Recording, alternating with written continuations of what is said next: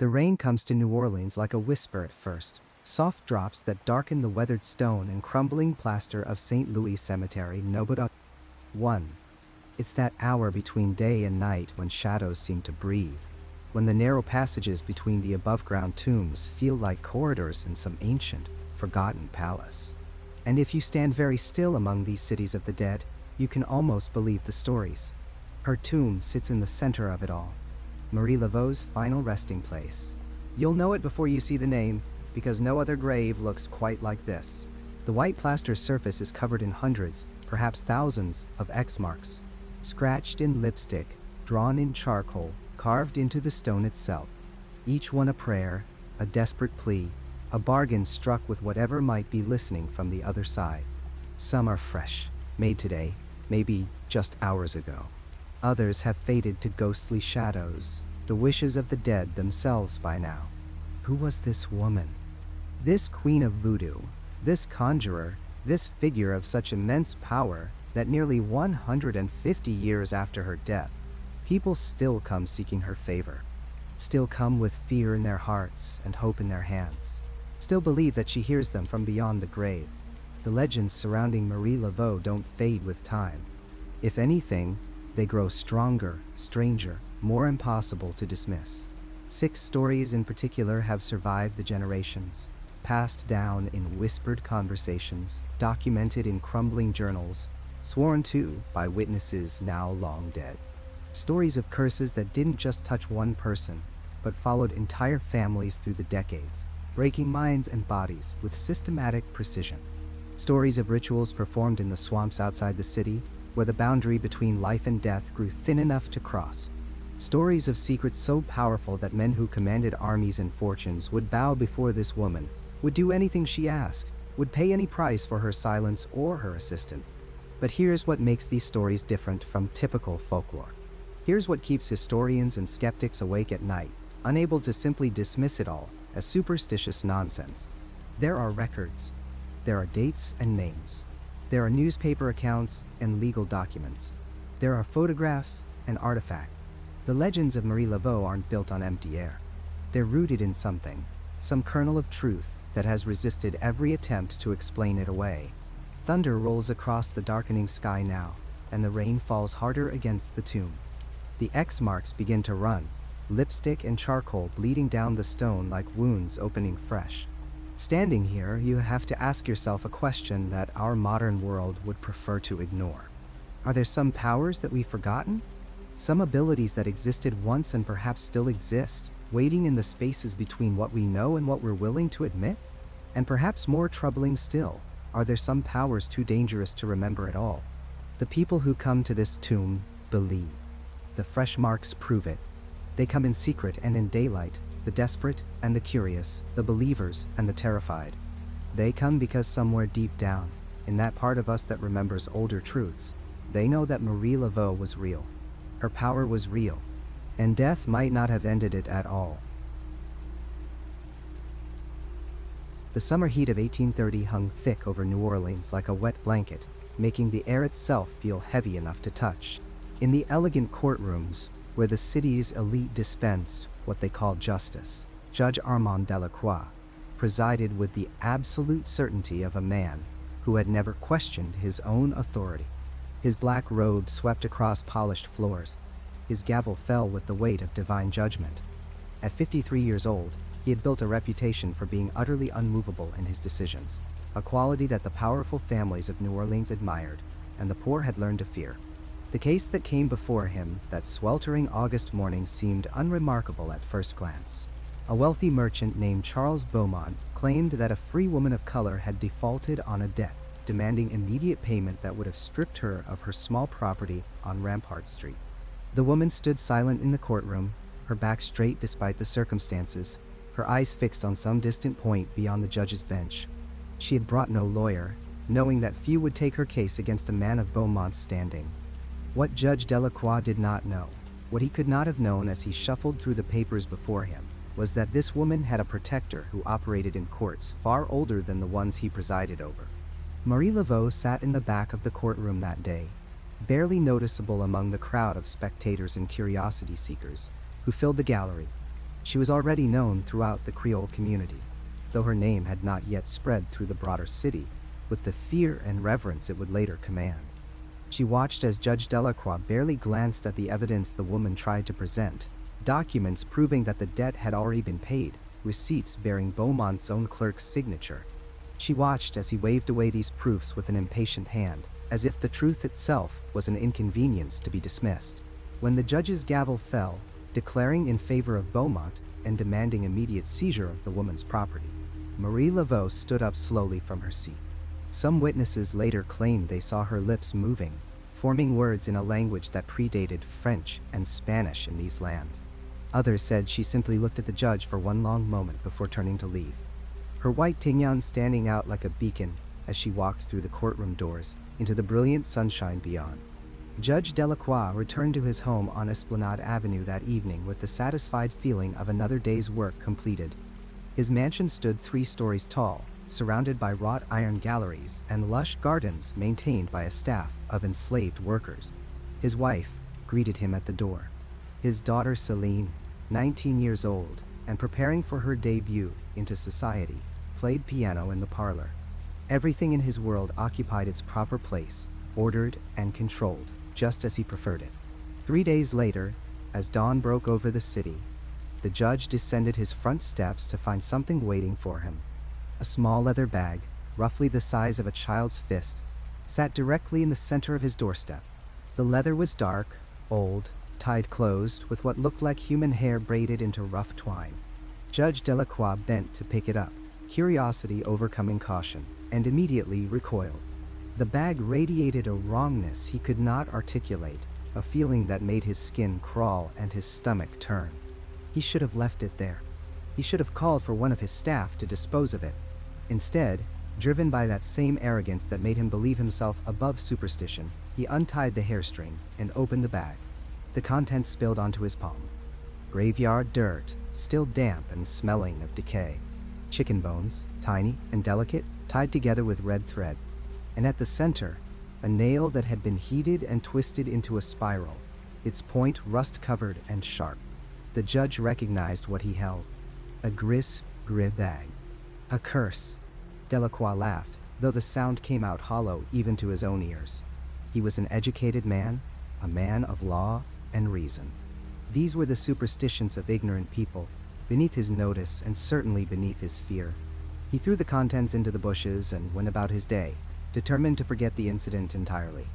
But that night, his daughter Celine collapsed at the dinner table. One moment she was discussing the upcoming opera season, the next she fell forward, her face hitting her plate as her entire body convulsed. The doctor arrived within the hour, examined her thoroughly, and could find nothing wrong. No fever, no sign of illness, no explanation for the seizure. Yet, Celine did not wake up.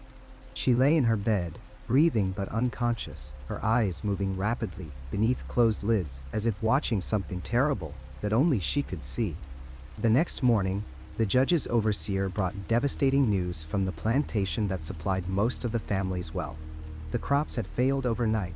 Not slowly, not from drought or disease, but overnight. The cotton plants had simply withered in their rows, turned black and rotted as if exposed to some virulent poison. The overseer swore that the fields had been healthy the day before, ready for harvest, promising a fortune. Now they were worthless. Acres of dead vegetation that crumbled to dust at the slightest touch. Judge Delacroix tried to maintain his composure, to explain these events through reason and coincidence. His daughter would wait. Crops sometimes failed. These things happened to everyone, and they certainly had nothing to do with a bag of dirt and bones left on his doorstep by some practitioner of primitive magic. Then the woman in white appeared. The first time he saw her, the judge convinced himself he was dreaming. He woke in the darkness of his bedroom, the air unusually cold despite the summer heat, and found a figure standing at the foot of his bed. A woman, tall and still, dressed entirely in white that seemed to glow with its own faint luminescence. Her face was shadowed, impossible to make out clearly, but he could feel her eyes on him, watching with an intensity that made his heart hammer in his chest. He tried to call out, to wake his wife sleeping beside him, but his voice would not come. The figure remained for what felt like hours, though it could only have been minutes before fading away like morning mist. He told himself it was a nightmare brought on by stress and worry over his daughter's condition. But she came again the next night, and the night after that, always standing in the same spot, always watching. Sometimes he would wake to find her closer, standing beside the bed now, near enough that he should have been able to feel her breath, though the air around her remained deathly still. His wife never woke during these visitations, never stirred even when the judge shook her shoulder desperately, trying to get her to confirm what he was seeing. The lack of sleep began to show on his face. Dark circles appeared under his eyes. His hands developed a tremor that made it difficult to write. In the courtroom, his colleagues noticed his distraction, the way his gaze would drift to the corners of the room, as if searching for something lurking in the shadows. Whispers began to circulate through New Orleans society. Judge Delacroix was unwell. His daughter remained unconscious, wasting away despite the doctor's best efforts. His fortune was crumbling. Some disaster had befallen the family, and the more superstitious among the city's residents began to whisper about causes that had nothing to do with medicine or economics. It was his wife who finally spoke the name he had been trying to avoid. Marie Laveau. She had heard the stories, the rumors that connected the voodoo priestess to the woman whose case he had ruled against, the woman who had lost everything because of his judgment. Marie Laveau, who some said could speak to the dead and command spirits to do her bidding. Marie Laveau, who was known to take justice into her own hands when the law failed those who came to her for help. Judge Delacroix had built his entire life on the foundation of rationality and law, on the belief that the world operated according to rules he understood and could control. But as he sat in his study, listening to his daughter's labored breathing from the room above, as he contemplated another night of the woman in white standing vigil at the foot of his bed, he felt that foundation crumbling beneath him. Pride was a luxury, and he could no longer afford it. He found Marie Laveau in her home on St. Anne Street on a Tuesday morning in early September. The house was modest but well kept, its windows open to catch what little breeze moved through the quarter. She answered the door herself, unsurprised to see him standing on her threshold, this powerful man who now looked diminished and desperate, his fine clothes hanging loose on a frame that had lost weight, his eyes red-rimmed from sleepless nights. She invited him inside without a word, leading him to a small room at the back of the house. The space was lined with shelves, holding jars and bottles, bundles of dried herbs hanging from the ceiling, candles of different colors arranged on a table, covered with a white cloth. The smell of incense filled the air, sweet and foreign. Judge Delacroix stood in the center of this room and felt completely out of his depth, a man who had strayed far beyond the borders of the world he understood. Marie Laveau looked at him for a long moment before speaking. Her voice, when it came, was calm, almost gentle, holding no trace of triumph or satisfaction. She asked him why he had come, though they both knew the answer.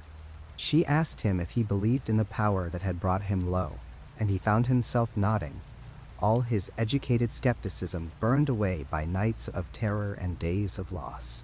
She asked him if he understood that the law he served so proudly was not the only law that governed the world, that there were older forms of justice that did not require courtrooms or gavels.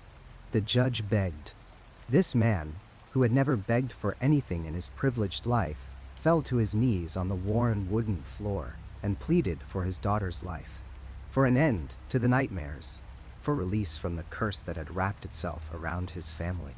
He offered money, property, anything she wanted if she would only lift what she had done. Marie Laveau's price, when she finally named it, was not measured in currency. She demanded that he reverse his judgment, that he find a legal justification to restore the property he had taken from the woman who had come to him for justice. She demanded a public statement acknowledging his error, and she demanded something more personal, something that cut deeper than any financial loss. She demanded that he visit every family who had suffered from his unjust rulings over the years and make amends, one by one, face to face, regardless of how long it took, or how thoroughly it destroyed his reputation among the elite society he had served. The judge agreed to everything. What choice did he have? Marie Laveau gave him a small bundle wrapped in white cloth, instructing him to place it beneath his daughter's pillow and to burn a specific candle for 9 nights. She told him that the woman in white would visit him one final time and that he must not look away from her, no matter how afraid he became. that he must face what he had brought upon himself with his arrogance and corruption. Within 2 days of following her instructions, Celine woke from her long sleep, weak but recovering. The woman in white appeared that final night, and Judge Delacroix forced himself to keep his eyes open, to look at her fully. In that moment of terrible clarity, he recognized the face in the shadows as his own, a reflection of the darkness he had allowed to flourish under the guise of law and order. When the vision faded, it took with it the crushing weight that had been sitting on his chest since the day the Gris-Gris bag appeared on his doorstep. Judge Armand Delacroix kept his promises to Marie Laveau. The legal community watched in amazement as this formerly inflexible jurist began reversing decisions and making restitution to those he had wronged. His reputation among the city's elite never recovered, but something else grew in its place. A grudging respect from those who had previously feared his courtroom, a recognition that justice, when it finally came, could arrive from the most unexpected sources. The story spread through New Orleans like wildfire, growing with each retelling. Marie Laveau, the Voodoo Queen who could bring the powerful to their knees, who served a justice older and truer than any written law, the woman who placed a curse that could not be ignored and showed mercy only when true repentance was offered. The tale became a warning to those who thought their positions made them untouchable, a reminder that there were powers in the world that did not recognize the authority of wealth or social standing. And Marie Laveau's legend, already growing in the Creole community, spread throughout all levels of New Orleans society. People began to understand that she was not just a practitioner of voodoo traditions, but a force for a kind of justice that the established order could not or would not provide. The Gris-Gris bag on Judge Delacroix's doorstep became the symbol of this power, a promise that wrongs would be answered, that the scales would be balanced, one way or another. The air above Congo Square trembled with a sound that seemed to rise from the earth itself. Every Sunday when the church bells of St. Louis Cathedral faded into silence, another kind of congregation began. The steady pulse of bamboo drums, the rhythmic stamping of bare feet on packed dirt, and voices calling out in languages that predated the city's cobblestones. This was where Marie Laveau first learned the true nature of power, in a space where the boundaries between sacred and profane, between African and American, between enslaved and free, became as fluid as smoke. Congo Square sat at the edge of the French Quarter, a dusty patch of ground that municipal ordinances had designated as the only place where enslaved people could gather openly.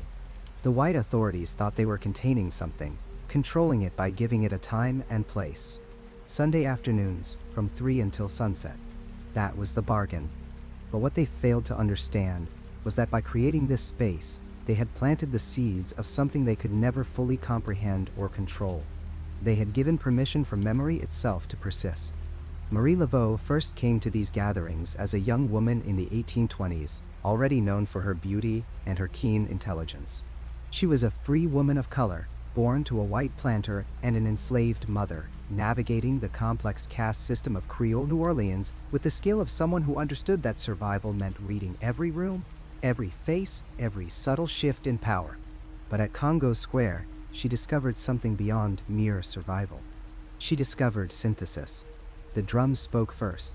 The bamboula drums, crafted from barrels and stretched animal skins, created rhythms that the elder drummers had carried across the middle passage in their bones and blood.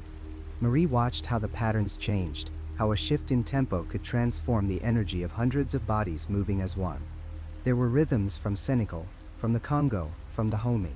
Each pattern carried its own history, its own invocation.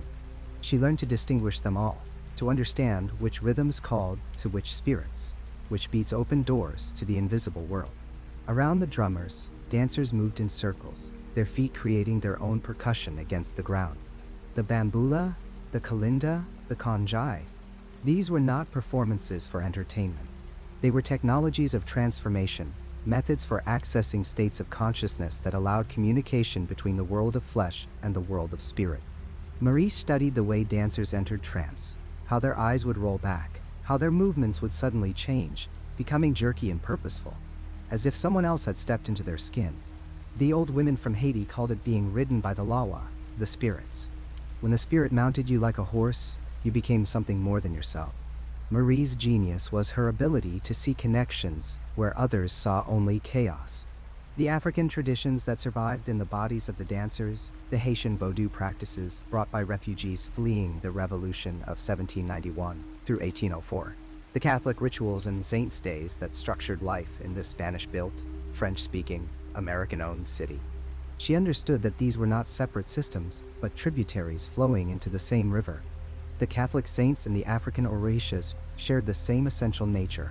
St. Peter with his keys became Papa Legba, opener of gates.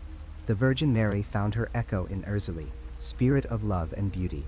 St. Patrick driving the snakes from Ireland could be reimagined for New Orleans as a snake handler communing with Damballa, the serpent deity of wisdom and power. By the 1830s, Marie had become more than a regular presence at Congo Square. She had become its priestess, its interpreter, its living bridge between worlds. Witnesses from that era left accounts that historians still debate, descriptions that seem too strange to be factual, yet too detailed to be pure invention. A French traveler named C. Dufour wrote in 1833 of seeing a woman matching Marie's description lead a ceremony where participants danced in concentric circles around a small fire. He described how she produced a live snake from a wooden box, a serpent as thick as a man's arm, and draped it around her shoulders while chanting in what he called a mixture of French patois and African word. The snake, he insisted, seemed to move in rhythm with the drums, as if it too were dancing. Another account, this one from a Creole merchant named Jacques Pitot, detailed a Sunday evening in 1836 when he ventured to Congo Square out of curiosity. He wrote in his journal about the unsettling power of the scene that greeted him. More than 300 people gathered in circles, he estimated, with Marie at the center, dressed in white and blue, colors associated with the Virgin Mary, but also with Ursuli Freda. She held what Pitot described as a ceremonial staff decorated with feathers and shells, and she used it to mark out patterns on the ground. As the drumming intensified, participants began to fall into what he called a kind of collective madness. Some shook violently. Others spoke in voices that did not sound like their own, using languages Pitot claimed he had never heard, though he was fluent in French, Spanish, and several African dialects from his time as a trader. What disturbed Pitot most was not the strangeness of the ritual, but the diversity of the participants. This was not simply a gathering of enslaved people finding release in their one sanctioned moment of freedom. There were free people of color, yes, and enslaved workers from the sugar plantations and the grand homes of the Garden District. But there were also white faces in the crowd, white women wearing veils to conceal their identities, white men in the plain clothes of laborers, but with the soft hands of merchants. The square had become a place where the rigid hierarchies of New Orleans society dissolved, at least temporarily, in the heat and rhythm of spiritual communion. This mixing was the key to Marie's power, though it would take years for the full implications to reveal themselves. At Congo Square, she built her network one desperate soul at a time. The enslaved woman seeking protection from a brutal master, the wealthy white matron hoping for a love charm to keep her husband's eyes from wandering, the merchant worried about a business rival, the politician seeking to know which way the winds of favor were blowing. They all came to Marie, drawn by her reputation as someone who could intercede with forces beyond the reach of conventional prayer or bribery. She offered them rituals tailored to their needs, a Gris-Gris bag filled with herbs and graveyard dirt for protection, a red flannel cloth containing lodestones and whispered prayers for drawing love, candles of specific colors burned in specific patterns to bring money or curse enemies. But what she received in return was far more valuable than the coins and favors they paid.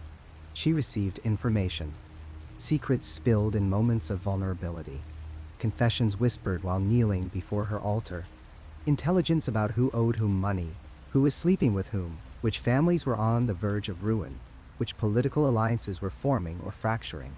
The Sunday gatherings at Congo Square were her classroom and her court, the place where she refined her understanding of human nature and human need. She learned to read desperation in the set of someone's shoulders, to hear the unspoken questions beneath the spoken ones. She developed a reputation for knowing things she should not know, for seeing through lies, for predicting outcomes with uncanny accuracy. Some called it second sight, the gift of prophecy. Others whispered that she had made pacts with demons or dark spirits. The truth was both simpler and more complex.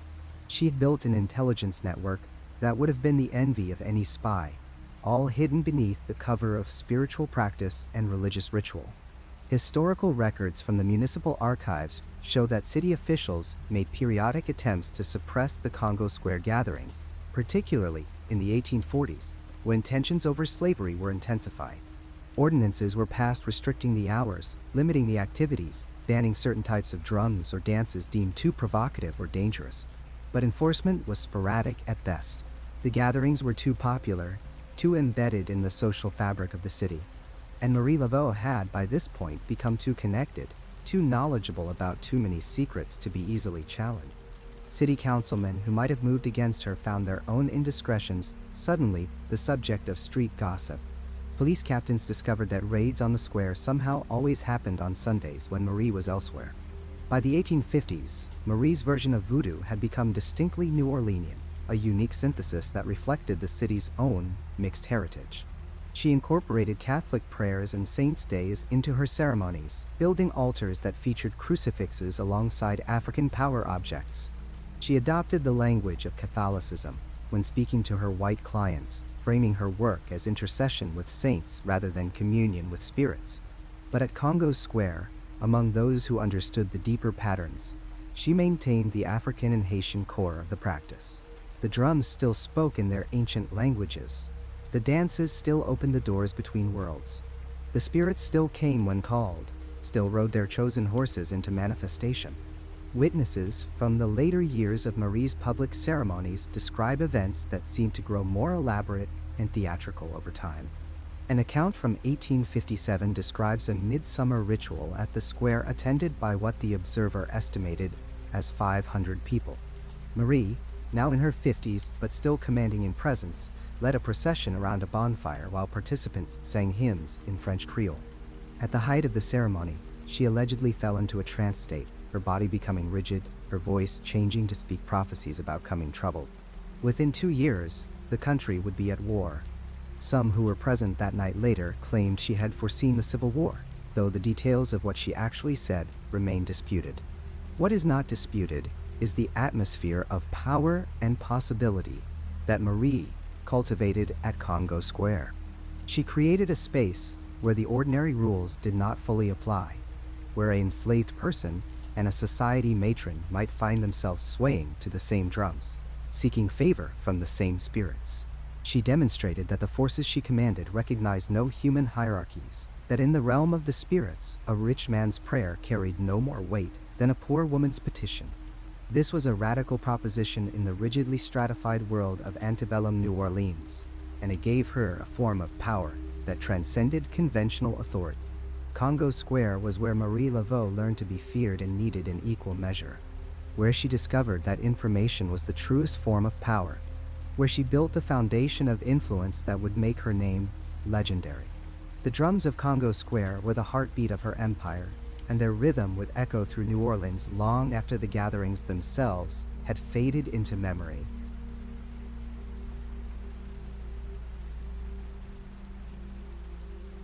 In the spring of 1834, New Orleans society whispered behind silk fans about Madame Delphine LaLaurie, the most elegant woman on Royal Street, that day.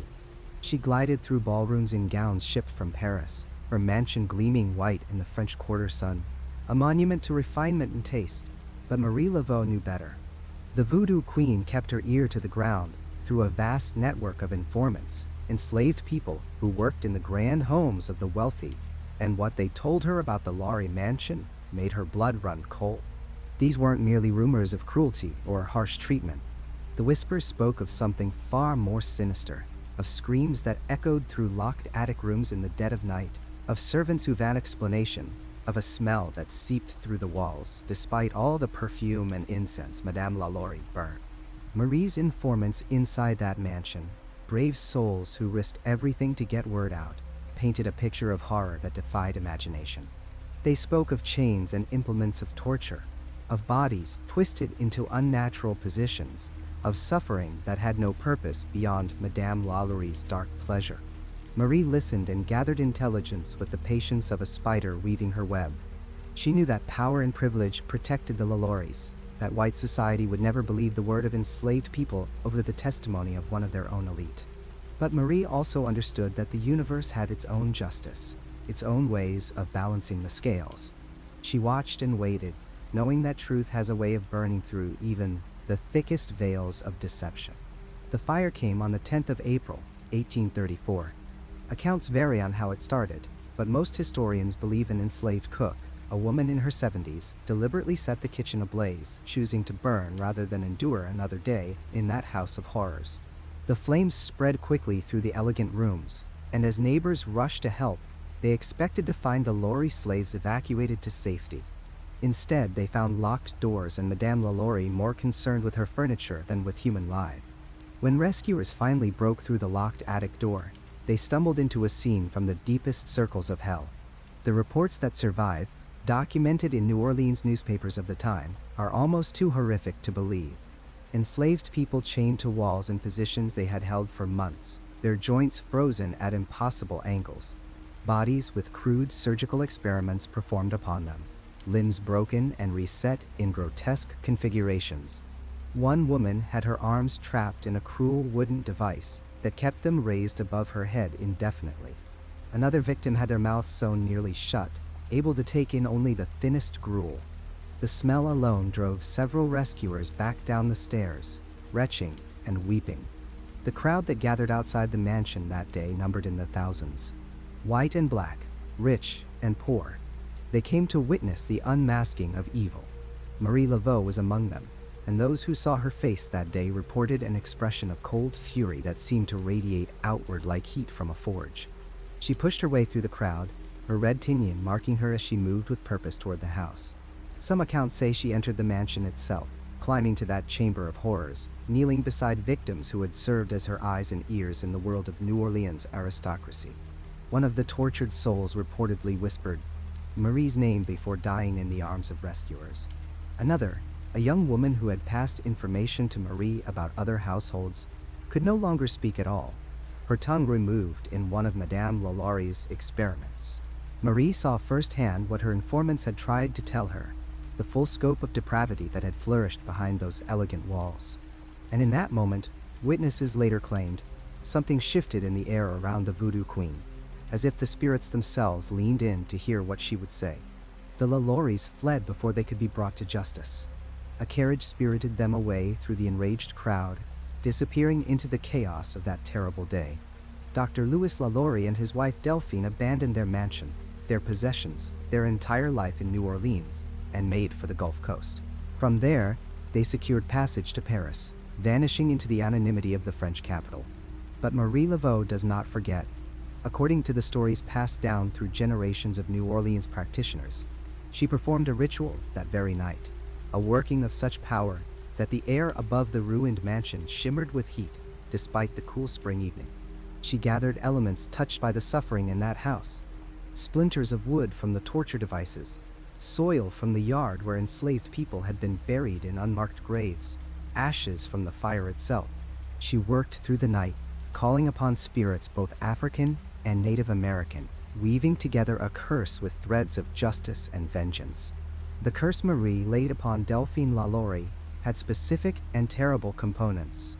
First, that LaLaurie would never know a moment of true peace, that her sleep would be haunted by the faces of those she tortured, that every shadow would hold their accusing eyes.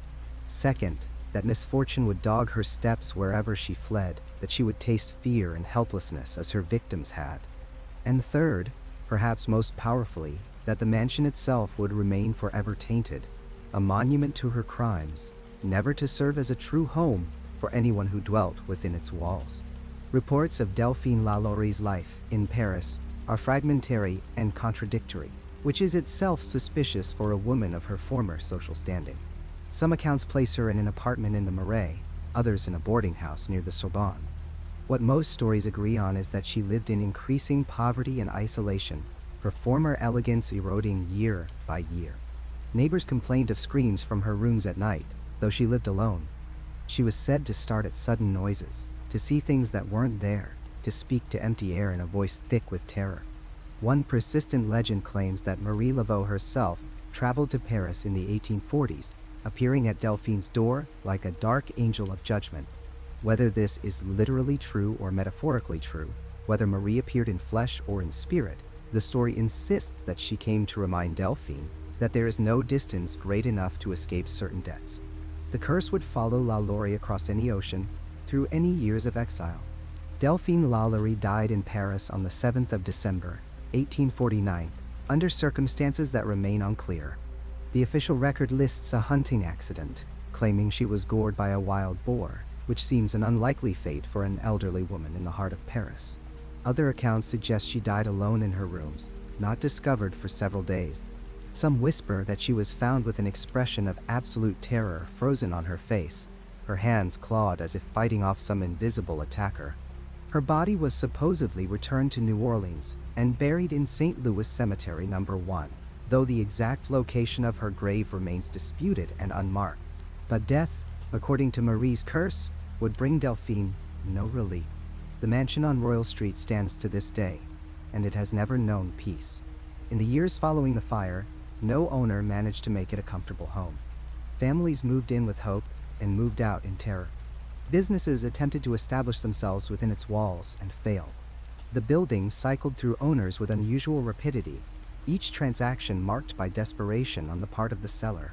The paranormal reports from the LaLaurie Mansion began almost immediately after the fire and have never stopped. Neighbors in the 1800s reported hearing screams from the empty building, seeing lights in windows of the abandoned attic. Those brave or foolish enough to enter described an oppressive atmosphere, a feeling of being watched, sudden cold spots even in the sweltering New Orleans summer. Some claim to see shadowy figures moving through the rooms, reenacting their final moments of suffering. As the decades passed and the mansion changed hands again and again, the reports became more specific and more disturbing. Visitors described seeing apparitions of enslaved people still wearing their chains, their bodies twisted in the positions they held in life. One common sighting involves a woman in the kitchen, elderly and determined, forever setting the fire that would expose the truth. Another frequent apparition is a young girl who walks the upper floors, her mouth moving as if trying to speak, but producing no sound. The screams are perhaps the most documented phenomenon. Hundreds of witnesses over the years, including neighbors, passers-by, and those attempting to live in or renovate the building, have reported hearing cries of agony coming from the mansion. These sounds most often occur late at night, always seeming to emanate from the upper floor. Police have been called countless times to investigate, finding no earthly source for the disturbance. The screams have been recorded on audio equipment, analyzed by investigators, and remain unexplained by conventional means.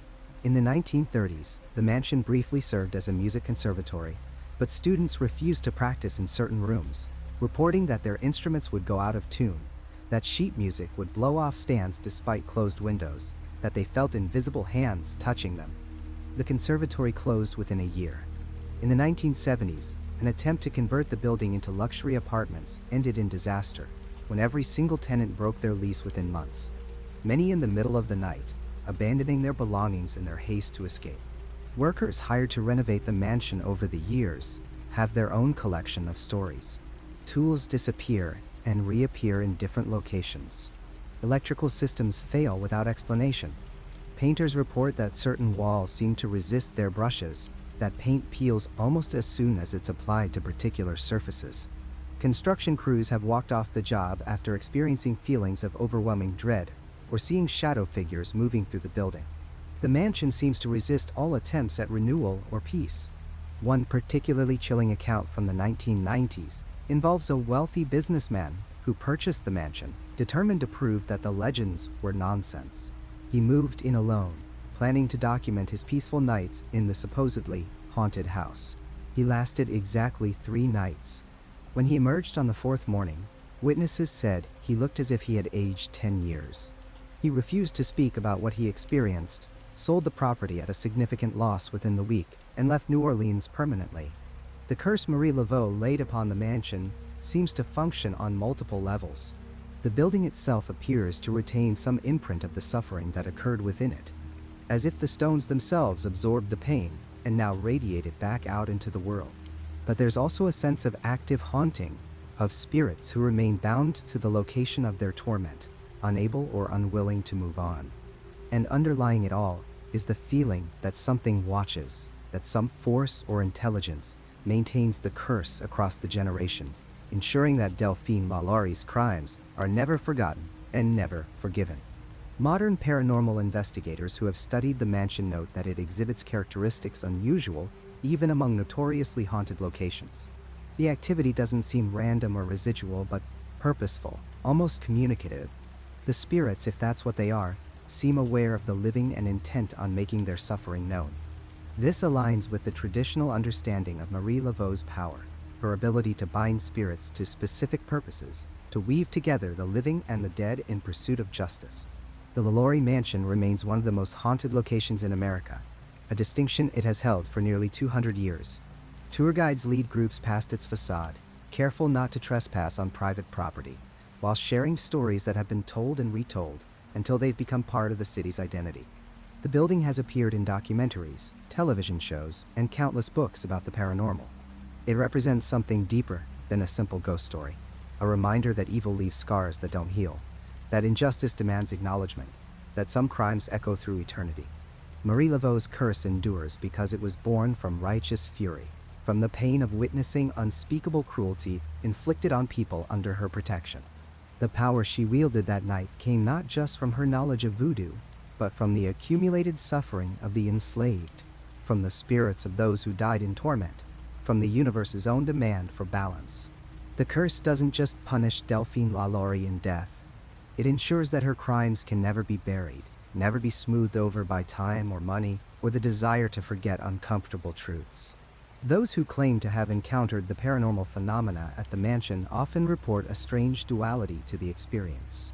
There is horror, yes, the terror of confronting suffering that transcends death, but there's also a sense of witnessing, of being called to remember, of becoming part of a chain of testimony that stretches back to that terrible day in April 1834. The spirits don't just haunt, they testify. They ensure that what happened in those rooms is never dismissed or minimized or lost to history. And somewhere in all of this, beyond the screams and the apparitions and the curse that won't lift, there is Marie Laveau herself, the Voodoo Queen who looked upon horror and responded with a power that still resonates nearly 2 centuries later. Her magic didn't bring the dead back to life or erase their suffering, but it ensured that their suffering would not be invisible, that the woman who inflicted it would find no rest, and that the place where it occurred would stand forever as a monument to the truth. In this way, Marie's curse is not just vengeance, but a form of dark justice, a refusal to allow evil to escape its reckoning. The LaLaurie Mansion stands on Royal Street to this day, beautiful and terrible, a place where the past refuses to become past, where Marie Laveau's power continues to prevent the comfortable forgetting that so often follows atrocity. The screams that echo through its halls are a reminder that some wounds don't close, some debts come due across lifetimes, and some curses are meant to last forever. The summer heat of 1863 hung thick over New Orleans, like a burial shroud, and in those sweltering months, a man named Jacques Coeur made a decision that would transform him into a living testament to forces that dwell beyond the boundaries of rational understanding. Jacques was a printer's assistant, a young man of mixed Creole heritage who had gained access to the inner circles of Marie Laveau's spiritual practice through family connections and mutual trust. What possessed him to betray that trust remains unclear even now, though some historians suggest financial desperation, while others whisper of jealousy and spite. Whatever his motivation, Jacques Coeur committed an act that practitioners of voodoo considered the ultimate transgression. He sold secrets to the New Orleans Daily Picayune, providing detailed descriptions of private rituals, sacred ceremonies, and the identities of prominent citizens who sought Marie's counsel under the cover of darkness. The article appeared on a muggy Thursday morning in late June, and those who knew the gravity of what Jacques had done immediately understood that he had crossed a line from which there could be no return. The piece was sensationalized, as newspaper accounts of the era often were, but it contained information that only someone present at Marie's ceremonies could have known. Specific chants were phonetically spelled out. Ritual objects were described in intimate detail. Names were mentioned, though many were carefully obscured with initials to avoid lawsuits. The damage was immediate and severe. Several of Marie Laveau's wealthy clients withdrew their patronage, terrified of exposure. Others faced social ridicule. The trust that had taken years to build within the voodoo community began to crack and splinter. Marie Laveau's response, according to multiple witness accounts, was not one of rage or hurried vengeance. Those who saw her, in the days following the article's publication, described an eerie calm, a cold certainty that seemed to radiate from her like winter fog rolling off the Mississippi. She said nothing publicly about Jacques Coeur. She made no threats. She simply continued her work with the same measured grace she always exhibited. But those close to her noticed that she spent 3 consecutive nights in her ritual room, the small chamber behind her cottage on St. Anne Street, where she kept her most powerful ingredients and sacred objects. Neighbors reported seeing candlelight flickering in that window until dawn. They reported hearing chanting in a language that predated the French arrival in Louisiana, phrases carried across the Atlantic from West Africa and preserved through generations of careful oral tradition. On the 4th day after the article's publication, Jacques Coeur vanished. His landlady reported that he had left his boarding house in the early morning hours, saying he was going to check his fishing lines near Bayou St. This was not unusual. Jacques often supplemented his meager income by selling catfish and crawfish to local restaurants. The landlady thought nothing of his departure, though she later told investigators that Jacques had seemed distracted, almost dreamlike, as if he were moving through the world but not quite inhabiting it. He had not taken his fishing equipment with him, she remembered. He had simply walked out the door in the clothes he wore, without hat or coat despite the threatening sky. That same evening, Jacques Coeur's mother received a visit from 2 of her son's friends. They came to her small home in the Tremy neighborhood with faces pale and voices trembling. They had found Jacques, they told her, floating face down in the brackish water near the edge of Bayou St. They had pulled him out, tried to revive him, but there was no breath in his lungs, no pulse in his neck. His skin had already taken on the waxy pallor of death. His eyes were open but seeing nothing. They had carried him to Dr. Reynard, a physician who maintained a practice on Rampart Street, and the doctor had examined Jacques thoroughly before pronouncing him dead. The cause appeared to be drowning, though there were no signs of struggle, no indication that Jacques had fought against the water claiming him. Dr. Reynard signed a death certificate that still exists in the New Orleans public records. The document, written in the careful script of 19th century medical practice, lists Jacques Baptiste Coeur as deceased on the 27th of June, 1863. Cause of death: asphyxiation by drowning. The body was released to the family for burial. Jacques' mother, a devout Catholic woman named Celestine, made arrangements with Father Moreau at St. Augustine Church. The wake was held the following evening, with Jacques laid out in a simple pine coffin in his mother's front room. 17 people signed the visitor's book, their names preserved in parish records. They came to pay their respects, to pray for Jacques' soul, to comfort Celestine in her grief. Multiple witnesses later gave sworn statements describing the wake in detail. They spoke of touching Jacques' cold hand, of noting the stillness of his chest, of the unmistakable presence of death in the room. The funeral took place the next morning, a Saturday, with burial in St. Louis Cemetery No. 2 Caltilly. Father Moreau performed the graveside service. 6 men lowered the coffin into the earth. Celestine wept as the first shovelfuls of soil fell onto the pine box that held her only son.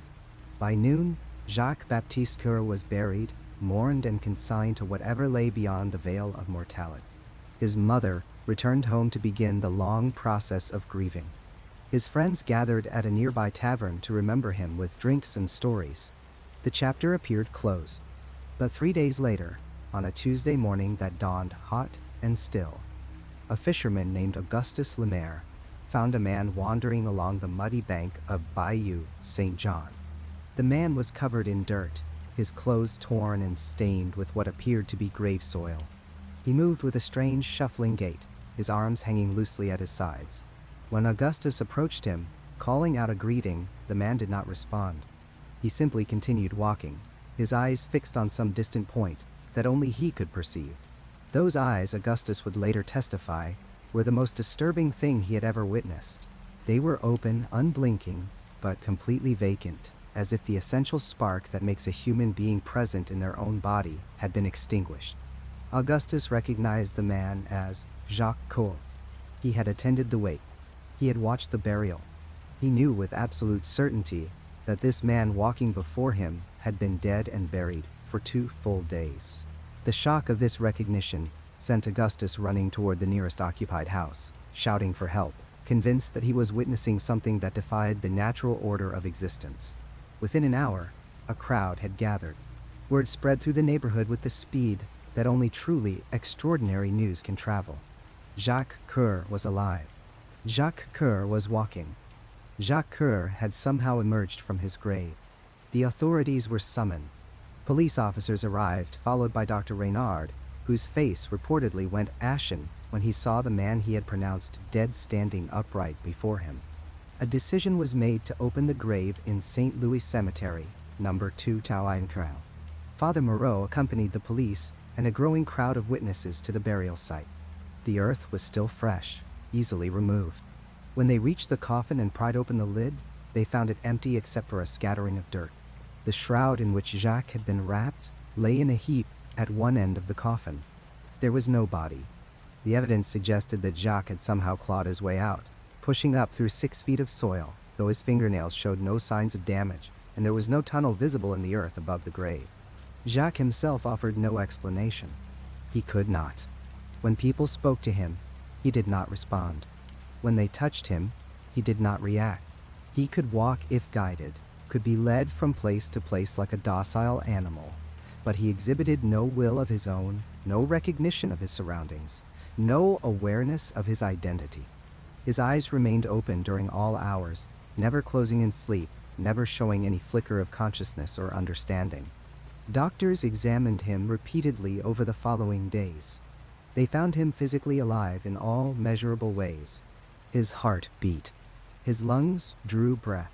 His body maintained temperature, but there was no person present behind those vacant eyes.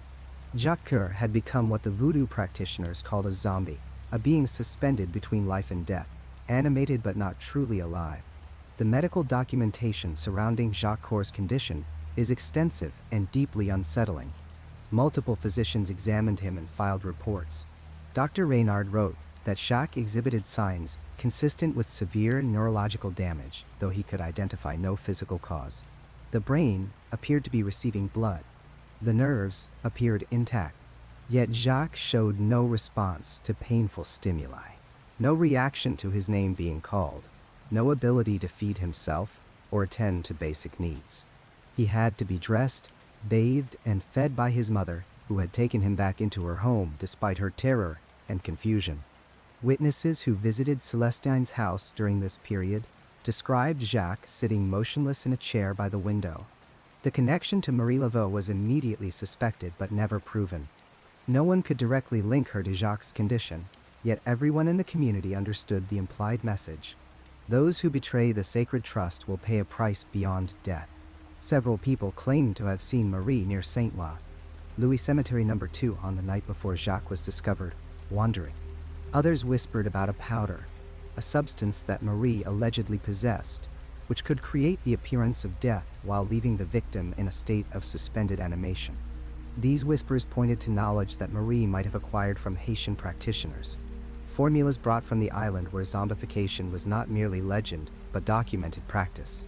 Modern researchers examining this case have proposed various explanations involving neurotoxins derived from pufferfish, certain species of toads, and specific plants native to the Caribbean. These substances, when properly prepared and administered, can slow the heart rate and respiration to nearly undetectable levels, creating a death-like state that can last for hours or even days. The victim appears dead, passes medical examination of the era, and can be buried while still technically alive. The lack of oxygen during burial would typically prove fatal, but if the subject is exhumed quickly enough, they might survive, though often with severe brain damage from oxygen deprivation. The resulting condition matches many descriptions of zombies, individuals who appear animated but show no higher cognitive function, no personality, no conscious awareness. Whether Marie Laveau possessed such knowledge remains a matter of speculation, though several factors suggest it is possible.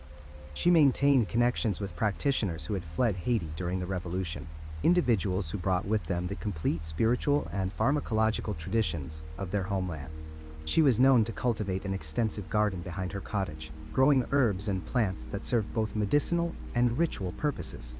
She had access to ingredients that arrived regularly from the Caribbean through New Orleans' busy port. The knowledge required to create a zombie powder was certainly available to someone with her resources and connections. Jacques Coeur lived in his zombie state for 7 years. Throughout that entire period, from 1863 to 1870, he never spoke a single word. He never showed recognition of his mother, his friends, or his former life. Celestine cared for him with devoted patience, though neighbors reported hearing her weep late into the night, mourning the son who had returned to her as a living ghost. Jacques required constant supervision. He would walk endlessly, if not restrained, moving in straight lines until he encountered a wall or obstacle. He consumed food that was placed in his mouth, but showed no hunger or preference. He eliminated waste without any awareness of doing so. By every measure that defined a human being as more than mere biological function, Jacques Coeur had ceased to exist, though his body persisted. In the winter of 1870, Jacques finally died. He simply stopped breathing one February morning. His heart ceased its mechanical beating, and the strange half-life he had inhabited came to its conclusion. Dr. Reynard, still practicing and still haunted by the case, examined the body and found no specific cause of death. Jacques had simply worn out, as if whatever force had animated his empty shell for 7 years had finally exhausted itself. This time, the burial was witnessed by fewer people. This time, the grave was not disturbed. Jacques Coeur remained in the earth, and the most disturbing chapter of New Orleans voodoo history was finally closed. The documentation surrounding this case is remarkably complete for an event of its era. Death certificates, burial records, witness testimonies, medical reports, newspaper accounts, and church documents all corroborate the essential fact. Jacques Coeur died and was buried. Jacques Coeur was discovered alive 3 days later. Jacques Coeur lived for 7 years, in an unresponsive state. These facts are not disputed. What remains disputed is the explanation. Was this an elaborate hoax? Mass hysteria? A case of premature burial combined with brain damage? Or was it evidence of knowledge that existed in 1863 and still exists now? Knowledge of substances that can suspend life, blur the line between death and animation, and create the walking dead that haunt our deepest fears. In the spring of 1876, a journalist from the New Orleans Times walked the muddy streets of the French Quarter, searching for the infamous Voodoo Queen. He had heard the stories, of course. Everyone had. But what he encountered that afternoon would shake his understanding of what was possible in this world. There, in a small cottage on St. Anne Street, he met Marie Laveau. She was elegant, commanding, her dark eyes piercing through him, as if reading every secret he had ever kept. Her skin was smooth, her posture regal. According to his calculations, this woman should have been well into her 70s, perhaps even 80 years old. Yet the woman before him appeared no older than 40, perhaps even younger.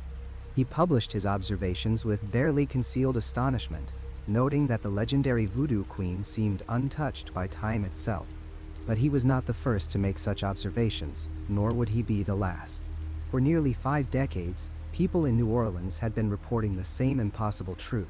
Marie Laveau did not age. She was eternal, unchanging, as permanent as the Mississippi River itself.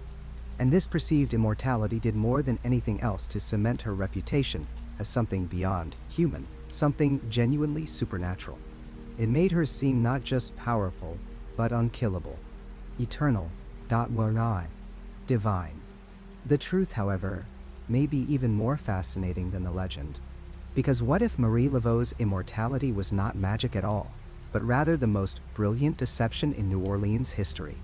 What if there were not one Marie Laveau, but two?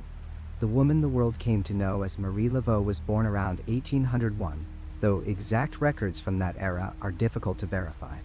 She was a free woman of color in a city where such status was precarious but possible. In her youth, she worked as a hairdresser, entering the homes of wealthy white families, listening to their secrets, learning their fears and desires. By the 1830s, she had established herself as a powerful figure in the city's voodoo community, conducting rituals on the banks of Bayou St, selling Gris-Gris bags and charms, offering consultations that somehow always seemed to produce results. Witnesses from this era described her as beautiful and imposing, with high cheekbones and penetrating eyes that seemed to see straight into your soul. She wore her hair in a tignon, the traditional Creole head wrap, often adorned with 7 knots, each one representing a different spiritual power. When she walked through Congo Square on Sunday afternoons, crowds would part before her. She commanded respect, fear, and devotion in equal measure. But Marie Laveau I, as historians now sometimes call her, had children. Among them was a daughter, also named Marie, born sometime around 1827. And this is where the legend of immortality truly begins to take shape, because as the mother aged, the daughter grew into her exact image. Imagine the planning, the deliberate cultivation of this deception. The daughter would have learned everything from her mother. Not just the rituals and spells, not just the herbs and incantations, but the mannerisms, the way of speaking, the subtle gestures that made Marie Laveau who she was. She would have attended the same clients, shadowed her mother to the same locations, gradually taking on more responsibilities. And because they looked so remarkably alike, because the daughter was raised to be a perfect mirror of her mother, the transition would have been nearly seamless. By the 1850s, witnesses began to report something strange. Marie Laveau seemed to be growing younger. Men who had known her for 20 years swore she looked exactly as she had when they first met. Women who had sought her counsel in their youth brought their daughters to see her decades later, and those daughters met what appeared to be the same unchanged woman their mothers had described. The effect was uncanny, unsettling, and ultimately convincing. Marie Laveau was not bound by the laws that governed ordinary mortals. Historical records suggest that Marie Laveau I died around 1861, though some sources place her death a few years later. But here is the crucial point. The public never knew. There was no announcement, no funeral that the wider community attended, no public acknowledgement that the Voodoo Queen had passed from this world. Instead, Marie Laveau continued to appear in public, conducting rituals, taking clients, maintaining her position as the spiritual authority of New Orleans. Except now, it was the daughter, having assumed her mother's identity so completely that even those closest to them might not have noticed the transition. Consider the brilliance of this strategy. In a time when power was fleeting, especially for women of color in the American South, the two Maries had found a way to make their legacy permanent. They had transformed themselves from mortal women into an eternal force. And the perceived immortality did more for Marie Laveau's reputation than any single ritual or spell could have accomplished. It made her supernatural in the most literal sense. It suggested that she had transcended death itself, that she had achieved what countless spiritual seekers had pursued for millennia. People who sought her help in the 1870s and 1880s were often the children or grandchildren of her original clients. They came with stories passed down through families, tales of Marie Laveau's powers that now spanned generations. And when they met her and found her looking exactly as their parents or grandparents had described, it confirmed every supernatural claim ever made about her. She was proof that magic was real, that immortality was achievable, that the boundaries between this world and the next were far more permeable than rational minds wanted to believe. The daughter, Marie Laveau II, took the deception even further. She was known to visit her mother's gravesite in St. Louis Cemetery No. 1, but not as a daughter mourning her mother.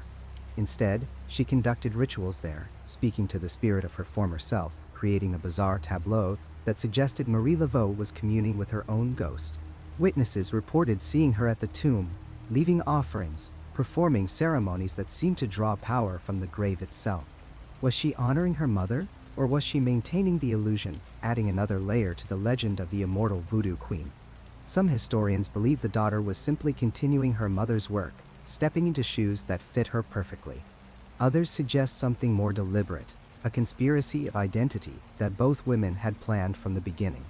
Perhaps Marie Laveau I knew that her individual life was limited, but that the idea of Marie Laveau could be eternal.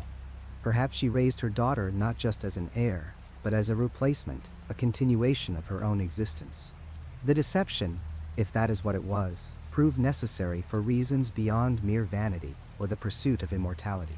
In the complex social hierarchy of 19th century New Orleans, power was difficult to maintain.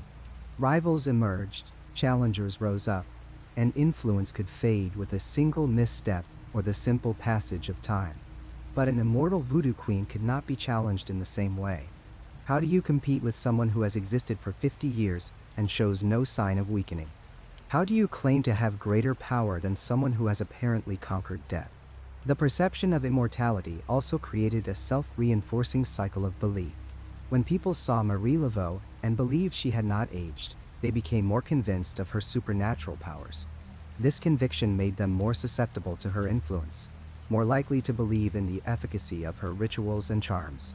And when those rituals seemed to work, perhaps through the power of belief itself, or through Marie's considerable knowledge of human psychology and social manipulation, it further confirmed her otherworldly nature. By the time Marie Laveau II actually died in 1881, the legend was unshakable. Newspapers reported her death with a mixture of respect and fear, noting that an era had ended. Some people refused to believe she was truly gone, insisting they had seen her walking through the French Quarter years after her supposed death. The line between reality and legend had become so blurred that separating the two was nearly impossible. What we are left with today is a mystery wrapped in deliberate deception, a legend that may have been consciously crafted by two brilliant women who understood the power of myth better than almost anyone in their era. The evidence suggests there were indeed two Marie Laveaus, mother and daughter, who together created the appearance of a single immortal being. But even this explanation carries its own sense of magic, because the transformation they achieved was, in its own way, a form of immortality. The mother lives on through the daughter lives on through the legend, and the legend lives on through all of us who continue to tell the story more than a century later. Marie Laveau, whether one woman or two, achieved what every human being secretly desires: to transcend the limitations of mortality, to become something that cannot be forgotten or erased, to exist beyond the boundaries of a single human lifetime. When you visit St. Louis Cemetery No. 1 today, you will find Marie Laveau's tomb covered in X marks left by those seeking her favor even now. They do not know which Marie rests there, the mother or the daughter, or perhaps neither. It does not matter. What matters is that the name Marie Laveau still carries power, still inspires wonder and fear, still suggests possibilities beyond the rational world we think we inhabit. The mystery of her agelessness, whether achieved through supernatural means or through brilliant human planning, reminds us that legends are often more powerful than fact. The two Maries understood this. They built something that would outlast their mortal bodies, something that would make people question the very nature of reality. And in doing so, they became exactly what they appeared to be: eternal, unkillable, and genuinely otherworldly. The rain hasn't stopped. Here at St. Louis Cemetery No. 1, the same steady downpour continues, just as it has for hours, drumming against the white marble tombs and washing over the cracked pathways. Water pools around the base of Marie Laveau's tomb, that famous stack of whitewashed brick that draws thousands of visitors each year. Even now, in this weather, fresh red X marks scar its surface, drawn by believers who still come seeking her favor more than a century after her death in 1881. We've traveled through her story, examined the historical record, interviewed descendants, and explored the documented events of her remarkable life. We've looked at the evidence with critical eyes, separating what can be proven from what belongs to folklore. But standing here now, watching the rain darken those X marks until they look almost like wounds, we must confront an uncomfortable truth. Despite everything we've uncovered, despite all our research and analysis, the deepest mysteries surrounding Marie Laveau remain unsolved. The question that haunts every serious investigation into her life is perhaps unanswerable. Did Marie Laveau truly possess supernatural powers, or was she simply a brilliant manipulator who understood human psychology better than anyone of her era? The historical evidence suggests she was extraordinarily intelligent, politically savvy, and possessed an encyclopedic knowledge of natural remedies. She had access to information through her network of domestic workers who moved through the homes of New Orleans' elite. She understood the power of reputation and carefully cultivated an aura of mystical authority. All of this could explain her influence without invoking anything beyond the natural world. And yet, the phenomena continue. Cemetery workers report that no matter how often they clean Marie Laveau's tomb, the X marks reappear within days, sometimes hours. The official explanation is that tourists simply keep drawing them, an endless cycle of vandalism fueled by legend and superstition. But some of the maintenance staff tell a different story, speaking in hushed voices about marks that appear overnight when the cemetery is locked and empty, appearing in places too high for someone to easily reach, drawn with substances that don't quite match any paint or lipstick or brick dust they've seen before. Near Congo Square, where Marie once led rituals that drew hundreds of participants, people report seeing a woman in white on humid summer nights. The descriptions are remarkably consistent. She appears as a tall, elegant woman wearing a white dress and a white tignon head wrap, the traditional Creole style that Marie favored. Witnesses say she walks with purpose, as though heading to some important appointment, and then simply vanishes near the old market grounds. Skeptics dismiss these sightings as wishful thinking, the power of suggestion, or perhaps costume tour guides. But the reports come from locals too, people who've lived in the quarter their whole lives, who know the difference between a tourist attraction and something they can't quite explain. Then there are the stories about those who disrespect her grave. Tour guides warn visitors not to deface the tomb, not to take pieces of brick as souvenirs, and above all, not to mock or challenge Marie Laveau's spirit. Most people laugh at these warnings, treating them as colorful local superstition. But enough people have reported strange illnesses, runs of catastrophic bad luck, and inexplicable accidents after vandalizing her tomb that the warnings continue. One documented case from 2008 involved a college student who spray-painted obscenities on the tomb during a drunken dare. Within a week, she was hospitalized with a mysterious infection that doctors struggled to identify. Her recovery took months. Coincidence, certainly. Bad luck, probably. But she later told a local newspaper that she would never set foot in that cemetery again, and that she had dreams where Marie Laveau appeared to her, not threatening, but watching with eyes that seemed to see everything she'd ever done wrong. These ongoing mysteries force us to grapple with something that makes modern, rational minds uncomfortable. What happens when belief becomes so powerful, so concentrated, so sustained over generations that it takes on a life of its own? Marie Laveau transformed herself from a free woman of color in antebellum New Orleans into something far more durable than any merely human life could be. She became a legend, an icon, an idea that has survived and grown stronger even as the historical woman beneath the legend has faded into the ambiguity of incomplete records and conflicting accounts. Perhaps that transformation was her greatest magic. Not the Gris-Gris bags, or the rituals, or the curses, but the alchemy of turning a mortal life into an immortal story. She understood something profound about human nature, about our need for mystery, our hunger for connection to powers beyond ourselves, our desire to believe that somewhere in this world, someone possessed the ability to change fate. In New Orleans on rainy nights like this one, the French Quarter takes on a quality that exists nowhere else in America. The modern world seems to recede. The neon signs and the tourist crowds fade into background noise, and what remains is older, stranger, more ambiguous. The streets where Marie Laveau walked are still here, barely changed. The buildings where she lived and worked still stand.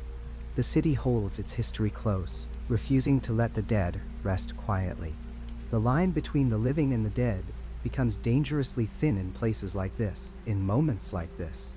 History and legend blur together until they're indistinguishable, until the question of what really happened matters less than the truth of what people believe happened.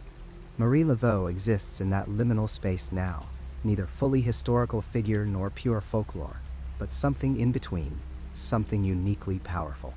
Standing at her tomb in the rain, watching the water wash over those X marks without erasing them, it's impossible not to feel watched. The sensation is subtle but persistent, the feeling that something ancient and patient is observing, waiting, still exerting influence over this city she once dominated through force of will and depth of knowledge. We may never know the full truth about Marie Laveau. The historical record is too incomplete, too compromised by the prejudices and limitations of her era. The legend has grown too large, too elaborate, fed by generations of storytellers and believers, until it obscures as much as it reveals. But perhaps that ambiguity was always part of her design, a final trick that ensures her power continues long after power should have faded. She made herself into a mystery that cannot be solved, only experienced. She wove herself into the fabric of New Orleans so completely that she cannot be extracted without unraveling something essential about the city itself. And in doing so, she achieved a kind of immortality that no amount of historical debunking can diminish. The rain continues to fall. The X marks remain. The stories multiply. And somewhere, in the space between what we can prove and what we can only wonder about, Marie Laveau endures. And perhaps that's exactly how Marie Laveau wanted it. Forever watching, forever waiting, forever powerful.